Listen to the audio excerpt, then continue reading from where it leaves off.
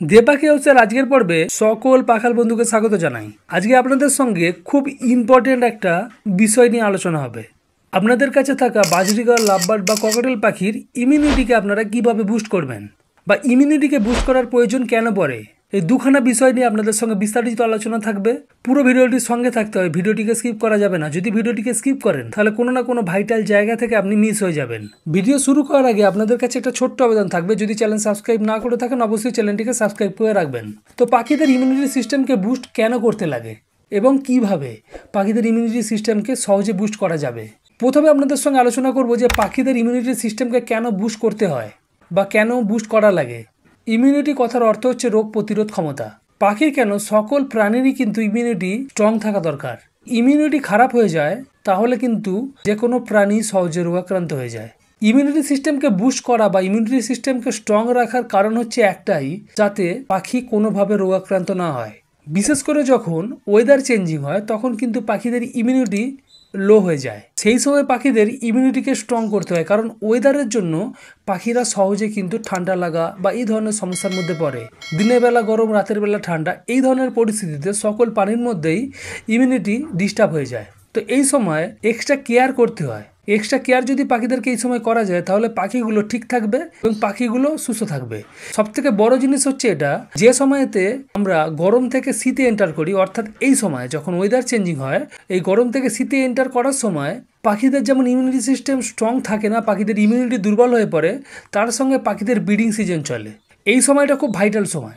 এই সময় যদি পাখি অসুস্থ হয়ে যায় তাহলে পাখিদের থেকে আমরা যে ব্রিডটা পাচ্ছি সে ব্রিডটা খারাপ হতে পারে। পাখির বাচ্চা মারা যেতে পারে, পাখি মারা যেতে পারে।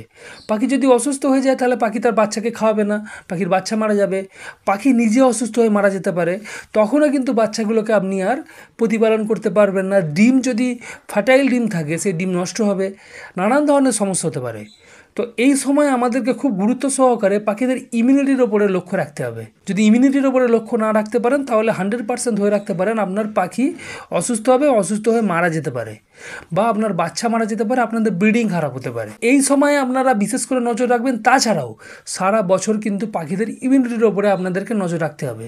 ইমিউনিটি স্ট্রং থাকলে পাখি ভালো থাকবে। এই কারণেই পাখির ইমিউনিটিকে স্ট্রং করা লাগে। পরের যে পয়েন্ট বন্ধুরা, সেটা হচ্ছে আপনারা কিভাবে পাখিদের ইমিউনিটি সিস্টেমকে বুস্ট করবেন বা স্ট্রং করবেন। কিছু ন্যাচারাল ইমিউনিটি বুস্টার রয়েছে, সেইগুলোকে পাখিদের ইমিউনিটিকে স্ট্রং করার জন্য ইউজ করতে পারেন। তার সঙ্গে একটা মেডিসিন রয়েছে, সেটাকে অবশ্যই সারা বছর ইউজ করবেন। তাহলে কিন্তু আপনার পাখির ইমিউনিটি সারা বছর স্ট্রং থাকবে, পাখিরা সহজে রোগাক্রান্ত হবে না। যে ন্যাচারাল ইমিউনিটি বুস্টারগুলোর কথা আমি বলছি সেইগুলোকে আপনারা সবসময় সারা বছর ইউজ করবেন। বিশেষ করে ওয়েদার চেঞ্জিংয়ের সময় আপনারা এই ন্যাচারাল ইমিউনো বুস্টারগুলো পাখিদেরকে খেতে দেওয়ার দিন সংখ্যা বাড়িয়ে দেবেন। ধরুন নর্মাল যে সমস্ত ওয়েদার রয়েছে, গরমকাল বা শীতকালে আপনারা সপ্তাহে 1 দিন করে দিচ্ছেন, যখন ওয়েদার চেঞ্জিং চলবে তখন আপনারা সপ্তাহে 2 দিন করে দেবেন। তাহলে জিনিসটা খুব ভালো হবে। তো ন্যাচারাল ইমিউনো বুস্টারের মধ্যে প্রথম যে জিনিসটা আমি রেখেছি সেটা হচ্ছে নিম পাতা। নিম পাতা আপনারা সারা বছর পাখিদেরকে খেতে দেবেন। যদি আপনার পাখি কাঁচা খায় তাহলে কাঁচা দেবেন, যদি কাঁচা না খায় তাহলে ফুটিয়ে সে জলটাকে ঠান্ডা করে পাখিদেরকে খেতে দেবেন। এতে পাখির নানান ধরনের উপকার হয়। পাখির ন্যাচারাল ডিওরমারের কাজ করবে, পাখির ইমিউনো সিস্টেম স্ট্রং থাকবে, পাখি ভালো থাকবে, পাখি পক্স থেকে অনেকটা দূরে থাকবে। লাভবার্ডের যে পক্স হয় এই ধরনের সমস্যা থেকে পাখি অনেকটা দূরে থাকবে। তাছাড়াও আপনারা পাখির যে বসার স্টিক রয়েছে সেই স্টিকগুলোকে আপনারা নিম ডালের করবেন। পাখিদের বিশেষ করে লাভবার্ড, বাজরিগার বা ককটেল পাখি, এদের একটা চুইং টেন্ডেন্সি থাকে। তারা দেখবেন নিজেদের বসার ডালকে চিবায়। যদি নিম ডাল দেন তাহলে পাখিরা যখন চিবাবে তখন পাখির শরীরে ন্যাচারালভাবেই নিম রস যাবে। এই নিম রসও কিন্তু পাখিদের ইমিউনিটি সিস্টেমকে স্ট্রং রাখবে। এই ট্রিক্সটাকেও আপনারা অবলম্বন করবেন। 2 নম্বর যেটা, সেটা হচ্ছে তুলসী পাতা। তুলসী পাতা আপনারা শীতকালে এই ওয়েদার চেঞ্জিংয়ের সময় অবশ্যই পাখিদেরকে সপ্তাহে 2 দিন করে দেবেন। তুলসী পাতা খুব এফেক্টিভ জিনিস। তুলসী পাতা খেলে পাখিদের যেমন ব্রিডিং মুড তৈরি হয়, তার সঙ্গে পাখিদের ইমিউনিটি সিস্টেম স্ট্রং থাকে, পাখিরা সহজে রোগাক্রান্ত হয় না, ঠান্ডা লাগা এই ধরনের সমস্যা থেকে অনেকটা দূরে থাকে। এমনকি পাখিরা যদি রোগে ঠান্ডা লাগায় আক্রান্ত থাকে, আপনি কোনো মেডিসিন ইউজ করছেন, তার সঙ্গে আপনি তুলসী পাতা পাখিদেরকে খেতে দেন, সেটা কিন্তু খুব এফেক্টিভ হয়। সেই জন্য আপনাদেরকে যেটা বলবো, সপ্তাহে 2 দিন করে তুলসী পাতা পাখিদেরকে খেতে দেবেন। আর যখন গরমকালে 2 সপ্তাহে 1 দিন পাখিদেরকে তুলসী পাতা দেবেন, এর বেশি দেওয়ার কোনো প্রয়োজন নেই। 3 নম্বর যে ন্যাচারাল ইমিউনো বুস্টারটির কথা বলবো সেটা হচ্ছে আদা। আদাকে আপনারা সারা বছর ইউজ করবেন, পাখির ডাইজেশনকে ঠিক রাখবে, পাখিদের ইমিউনো সিস্টেমকে বুস্ট করবে। এছাড়াও পাখিদের ঠান্ডা লাগা থেকে অনেকটা দূরে রাখবে। পাখিরা যদি ঠান্ডা লাগে আক্রান্ত হয়ে যায় তখনও কিন্তু আপনারা ইউজ করতে পারেন, এটা সাপোর্ট হিসাবে কাজ করবে। তো ন্যাচারাল ইমিউনো বুস্টার হিসাবে আপনারা আদাকে সারা বছর ইউজ করবেন। আদাকে কখনো র বা কাঁচা পাখিদেরকে খেতে দেবেন না, আদাকে ফুটিয়ে সেই জলটিকে পাখিদেরকে খেতে দেবেন।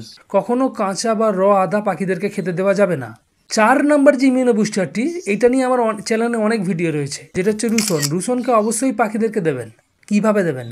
3-4 কোয়ার মতো রসুন নেবেন, সেটাকে কুচি কুচি করে ভালো করে কেটে 500 ml জলেতে দিয়ে সারা রাত ভিজিয়ে রেখে দেবেন। সকালবেলা ওই রসুনটাকে ছেঁকে ফেলে দিয়ে ওই জলটাকে পাখিদেরকে প্রোভাইড করবেন। এটাও ন্যাচারাল ডিওয়ার্মারের কাজ করে, পাখিদের ইমিউনি সিস্টেমকে বুস্ট করে, পাখিরা সহজে রোগাক্রান্ত হয় না, পাখিদের ডাইজেশন ভালো রাখে। তো অবশ্যই পাখিদেরকে আপনারা রসুন ভেজানো জল ইউজ করবেন। কাঁচা রসুন বা র রসুনকে পাখিদেরকে কখনোই কিন্তু খেতে দেওয়া যায় না, পাখিদেরকে খেতে দেবেন না, এই কথাটা কিন্তু মাথায় রাখবেন। 5 নম্বর যেটা হচ্ছে সেটা হচ্ছে কাঁচা হলুদ। এই কাঁচা হলুদকে আপনারা পাখিদেরকে সারা বছর দেবেন।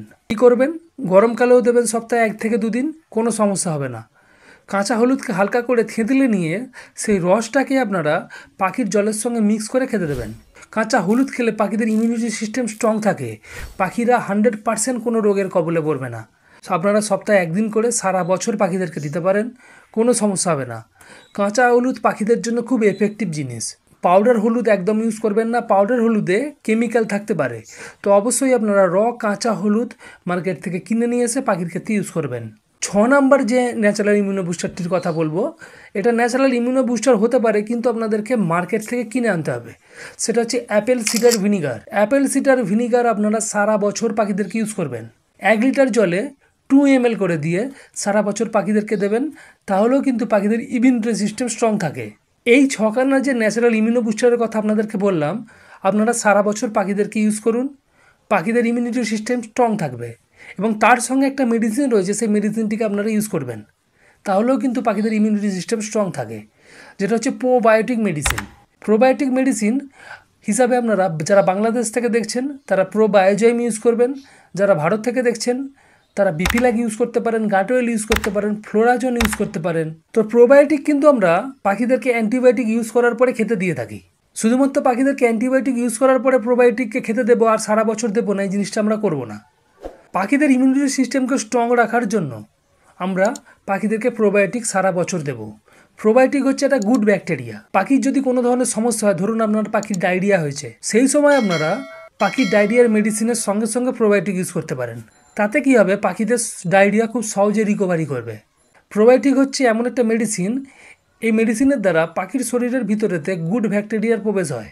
গুড ব্যাকটেরিয়াগুলো পাখির হজমে সহায়তা করে, পাখিদের ইমিউনিটি সিস্টেমকে স্ট্রং রাখে। বাইরে থেকে আসা ব্যাড ব্যাকটেরিয়ার সঙ্গে এরা লড়াই করে। তো অনেক সময় কি হয়, অ্যান্টিবায়োটিক ইউজ করার পরে পাখিরা যখন রোগাক্রান্ত হয়, আমরা অ্যান্টিবায়োটিক ইউজ করি, সেই সময় পাখির শরীরেতে ব্যাড ব্যাকটেরিয়ার সঙ্গে গুড ব্যাকটেরিয়াগুলো মারা যায়। তো প্রোবায়োটিক তারপরে ইউজ করতে হয়। মাঝে মাঝে পাখিদের ইমিউনিটি সিস্টেম স্ট্রং না থাকলে পাখির শরীরের ভিতরে ব্যাড ব্যাকটেরিয়াগুলোর পরিমাণ বেড়ে যায়। সেই সময় যদি আপনারা বাইরে থেকে প্রোবায়োটিক পাখিদেরকে খেতে দেন, তাহলে পাখির শরীরের দেশ খুব সহজেই গুড ব্যাকটেরিয়ার পরিমাণ বাড়ে এবং ফলে কি হয়, গুড ব্যাকটেরিয়াগুলো ব্যাড ব্যাকটেরিয়ার সঙ্গে ফাইট করতে পারে। সারা বছর যদি প্রোবায়োটিক পাখিদেরকে দেন, তাহলে দেখবেন আপনার পাখিগুলো সুস্থ থাকে, সবল থাকবে। তাছাড়াও পাখিদের ডাইজেশনকে ঠিক রাখবে, আর ডাইজেশন যদি ঠিক থাকে পাখিরা হেলদি থাকে। এই জন্য আপনাদেরকে যেটা করতে হবে, এই সমস্ত ন্যাচারাল ইমিউনো বুস্টারের সঙ্গে সঙ্গে প্রোবায়োটিককে আপনারা সারা বছর পাখিদেরকে দেবেন। মাসে আপনারা 4 দিন করে সারা বছর দিতে পারেন। বাচ্চা থাকা অবস্থায় অবশ্যই দেবেন। যখন আপনার সেটআপেতে বাচ্চা থাকবে, সেই সময় আপনারা প্রোবায়োটিক ইউজ করবেন, তাহলে দেখবেন আপনার বাচ্চা মারা যাওয়ার হারও কমে যাবে। পাখিদের ইমিউনিটি সিস্টেমের উপরে বেশি নজর রাখুন, বিশেষ করে যখন ওয়েদার চেঞ্জিং হবে, যখন ব্রিডিং সিজন চলবে, সেই সময় পাখিদের ইমিউনিটি সিস্টেমকে স্ট্রং রাখার বা বুস্ট করে দেওয়ার চেষ্টা করুন। তাহলে দেখবেন আপনারা পাখিদের থেকে একটা ভালো ব্রিডিং পাবেন এবং পাখিগুলো সুস্থ থাকবে। ব্রিডিং তখনই ভালো পাওয়া যাবে যখন আপনার পাখি সুস্থ থাকবে। পাখির মধ্যে যদি কোনো সমস্যা থাকে, তাহলে কিন্তু আপনার পাখি কোনোভাবেই ব্রিড করবে না। এই ছিল আজকে ছোট্ট ইনফরমেটিভ ভিডিও। যদি ভিডিও ভালো লাগে অবশ্যই একটা লাইক করে দেবেন। চ্যানেল সাবস্ক্রাইব না করে থাকলেন অবশ্যই চ্যানেলটিকে সাবস্ক্রাইব করে রাখবেন পাখি সম্বন্ধে এই ধরনের ভিডিও পাওয়ার জন্য। আজকের মতো বিদায় নেব। বিদায় নেওয়ার আগে একটাই আশা থাকবে, আপনারা ভালো থাকবেন, আপনাদের পাখিগুলো ভালো থাকুক। যেভাবে দে পাখি হাউসের সঙ্গে এতদিন রয়েছেন, এইভাবেই থাকবেন। ধন্যবাদ।